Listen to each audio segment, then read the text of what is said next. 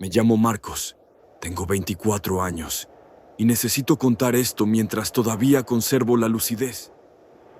Porque una vez que lo digas en voz alta, una vez que lo reconoces, ya no puedes volver atrás.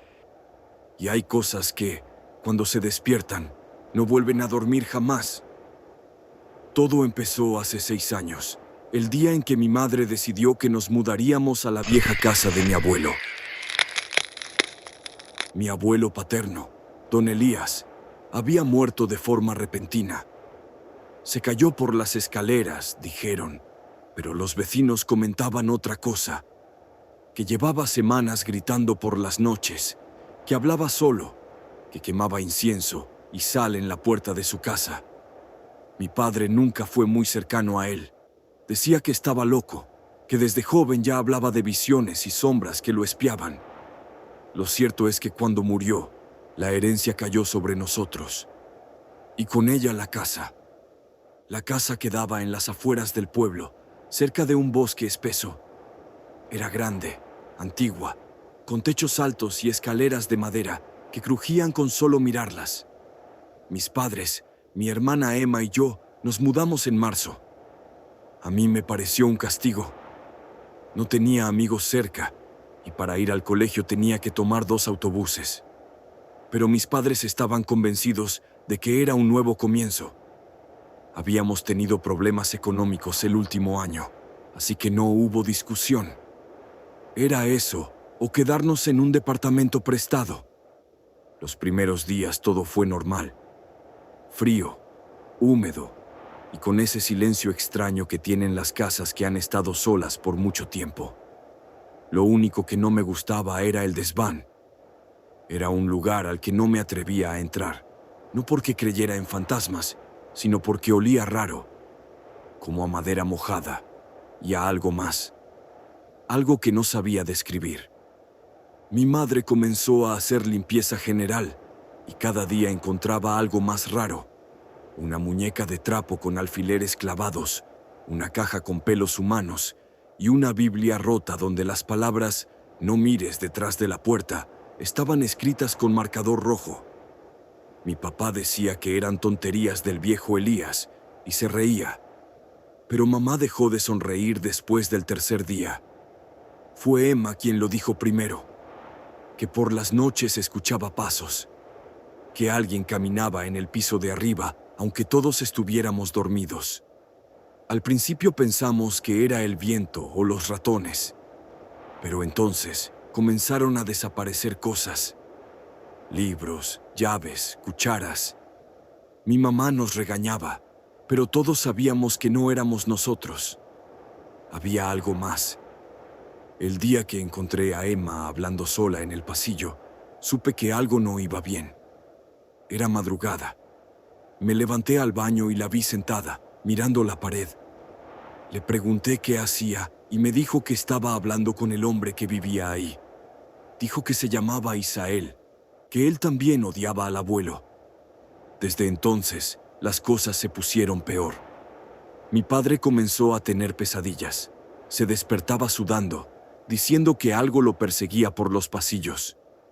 Mi madre hablaba cada vez menos y a veces se quedaba parada frente a la ventana, inmóvil, por horas. Y Emma ya no era la misma. Su voz cambió. Su mirada cambió. No era solo miedo.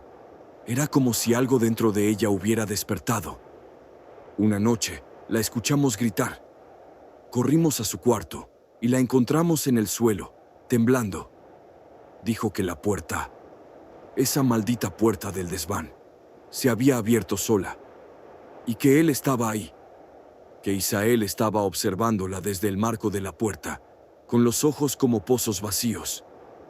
Esa fue la primera vez que mencionó la frase que cambiaría todo. Ya despertó. Desde ese día, algo nos acompañaba. El ambiente se volvió pesado, como si el aire costara más. Las luces parpadeaban, las plantas se secaban. Y lo peor, todos soñábamos con lo mismo. Un pasillo largo, sin fin, con una puerta al fondo. Una puerta que suplicaba no ser abierta. Pero en el sueño, alguien la abría. Siempre. Y detrás, solo sombras. Ahora entiendo que nada fue casualidad. Que mudarnos ahí, que Emma encontrara ese diario, que mi madre comenzara a cambiar. Todo fue parte de una cadena. Una secuencia de causas que llevaban a lo inevitable.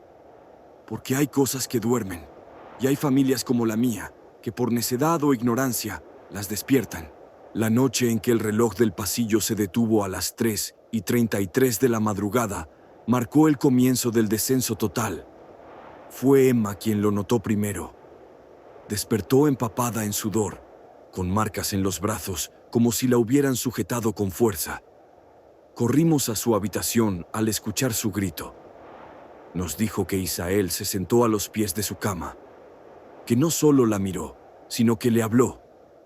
Le dijo: el ciclo comenzó, la sangre ha sido tocada.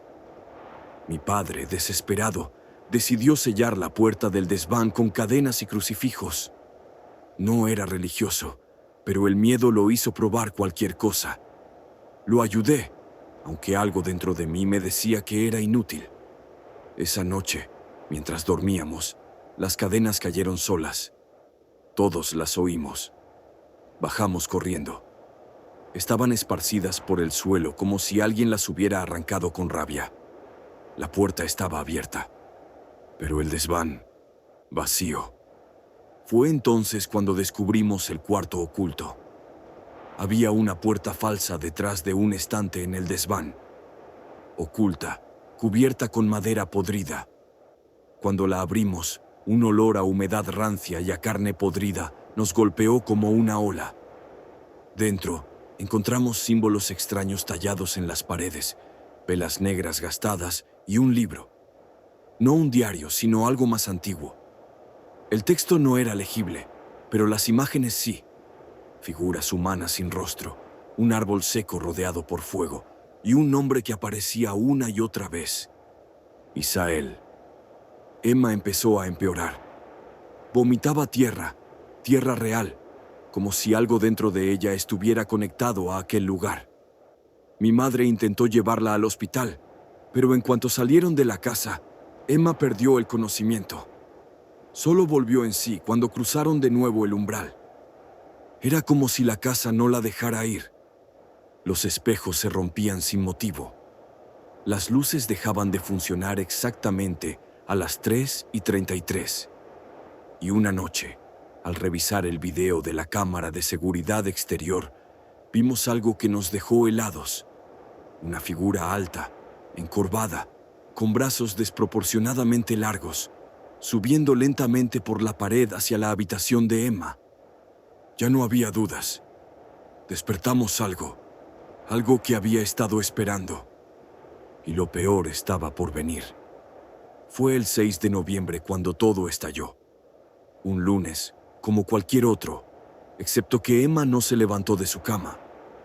No comió, no habló, no parpadeaba. Solo respiraba con lentitud, como si cada respiro costara una eternidad. Mi madre rezaba en voz baja.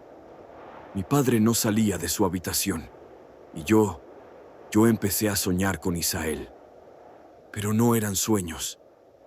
Despertaba con marcas en el cuello, con la sensación de que alguien me observaba desde el rincón más oscuro de mi cuarto. Una madrugada escuché cómo mi ventana se abría sola y vi la figura de Isael, parado en el jardín, mirándome. Cuando encendí la luz, ya no estaba, pero sobre el vidrio quedó una huella de su mano, enorme, de dedos largos y puntiagudos. Esa misma noche Emma gritó, pero no fue un grito cualquiera. Fue un sonido seco, desgarrador, como si algo dentro de ella se hubiera roto. Corrimos todos.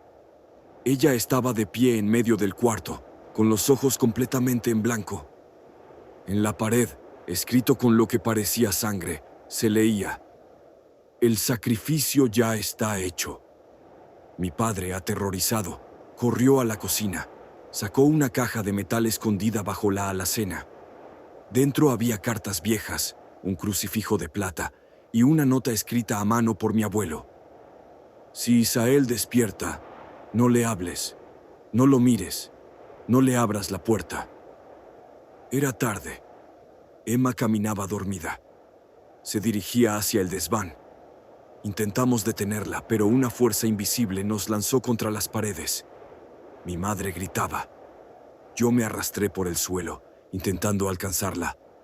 Mi padre gritó su nombre, y por un momento, ella pareció volver en sí. Papá, me duele. No quiero oír. No quiero más voces. Pero ya era tarde. El suelo crujió. Las paredes temblaron. Y desde el desván comenzó a surgir una sombra, espesa, como humo negro saliendo de una herida abierta. Isael había cruzado. No era un fantasma. Era más antiguo, más físico. Sus ojos eran pozos infinitos. Su voz no salía de su boca. Salía del aire, de las paredes, del suelo. La sangre fue prometida. La puerta fue abierta. El árbol ya dio fruto. Emma cayó al suelo, convulsionando. Mi padre se arrodilló, alzó el crucifijo y gritó oraciones que yo nunca había escuchado antes. Isael retrocedió. Por un segundo. Solo un segundo. Pero fue suficiente. Yo tomé el libro del cuarto oculto. Lo lancé al fuego.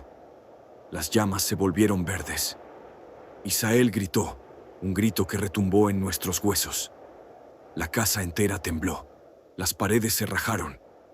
Y en un destello de oscuridad absoluta, Isael desapareció. Emma quedó inmóvil. Mi madre la sostuvo, llorando. Mi padre colapsó. Y yo, de rodillas frente a las cenizas, entendí que no habíamos ganado. Solo lo habíamos retrasado. Después de aquella noche, la casa quedó en ruinas. No literalmente, pero ya no era habitable. Las grietas en las paredes crecieron cada día. El techo comenzó a hundirse, y el olor a podrido nunca se fue. El ambiente era irrespirable. Aunque ya no veíamos a Isael, su presencia seguía ahí, como si hubiera dejado una parte de sí mismo anclada en la estructura. Mi padre enfermó. No comía, no hablaba. Solo se sentaba frente al fuego, mirando las llamas, murmurando frases incomprensibles. Lo llevamos a un médico, luego a otro, pero ninguno podía explicar su estado. Lo diagnosticaron con catatonia inducida por trauma severo. Mi madre, por su parte, se volvió silenciosa. La mujer fuerte que siempre había sostenido la casa y a todos nosotros, ahora evitaba los espejos y dormía en el sofá con la luz encendida. Decía que si cerraba los ojos, sentía el aliento de Isael en su nuca. Emma nunca volvió a ser la misma. A veces parecía estar bien, pero en sus ojos se notaba el vacío. Aprendió a hablar de nuevo, pero lentamente, como si cada palabra pesara toneladas. Dormía con una cruz bajo la almohada, y su cabello comenzó a caerle por mechones. Cierta noche, mientras la ayudaba a peinarse, me dijo algo que nunca olvidaré. Él no se fue, Marcos. Solo está esperando que lo olvidemos. Intentamos mudarnos. Empacamos todo y nos fuimos al pueblo vecino. Rentamos una casa sencilla, de una sola planta. Los primeros días fueron extraños. Nadie hablaba mucho, pero al menos las cosas parecían más tranquilas. Hasta que comenzaron los sueños otra vez. Esa puerta, ese pasillo. Pero esta vez había voces nuevas. Voces de niños, de mujeres, gritando desde el otro lado. Mi padre murió 2 meses después. Lo encontramos en el jardín, sentado frente al árbol que él mismo había plantado. En su regazo, una hoja amarilla. En la hoja, con caligrafía temblorosa, estaba escrita una sola palabra. Isael. No hubo funeral. No hubo misa.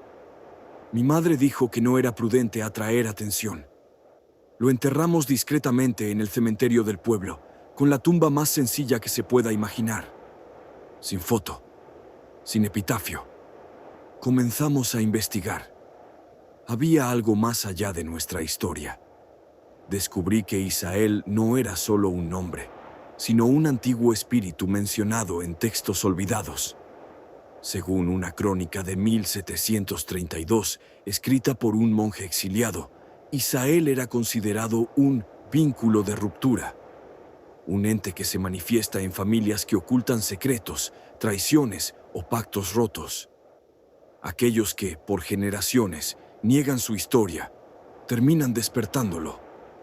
Mi bisabuelo, al parecer, había sido el primero, el que abrió la puerta, pero nunca cerró el ciclo. Y nosotros, al ignorar las advertencias, reactivamos el pacto. Llevamos el libro quemado a una historiadora local. Nos dijo que no podía ayudarnos, pero que había oído hablar de Isael, que algunos pueblos antiguos lo conocían como el que camina en la sangre.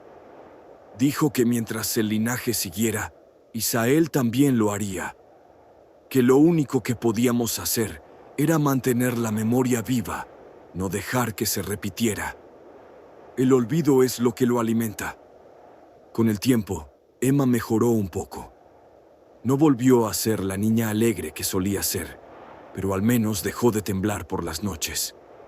Yo comencé a estudiar, a trabajar, a intentar llevar una vida normal. Pero hay días en los que todo vuelve. El sonido de pasos en el pasillo, la marca en el espejo del baño, el reloj detenido a las 3:33. Mi madre murió el año pasado. Le dio un infarto mientras dormía, o eso dijeron los médicos. Pero cuando fui a su habitación a recoger sus cosas, encontré en su mesita de noche una foto vieja, en blanco y negro. Era de ella, con mi abuelo Elías. Al reverso, en tinta borrosa, había una frase escrita por él.